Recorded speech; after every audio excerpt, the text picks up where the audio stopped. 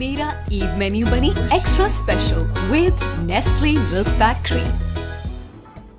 अब रुख करते हैं सियालकोट का। अमरान अशरफ की रिपोर्ट के मुताबिक अल्लामा सैयद आरिफ हुसैन नकवी मजलिस उलमा मकतब अहले बैत अलैहिस्सलाम ज़िला सियालकोट के आर्गेनाइज़र मुंतखब सदात मोमिनीन कोटली सैयद अमीर ज़िला सियालकोट की मुबारकबाद।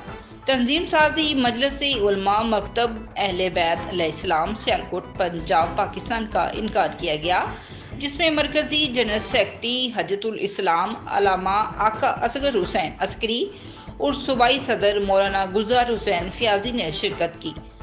उलमा की कसीर तादाद में शिरकत बुजुर्ग अलमदीन किबला अल्लामा फैज़ अली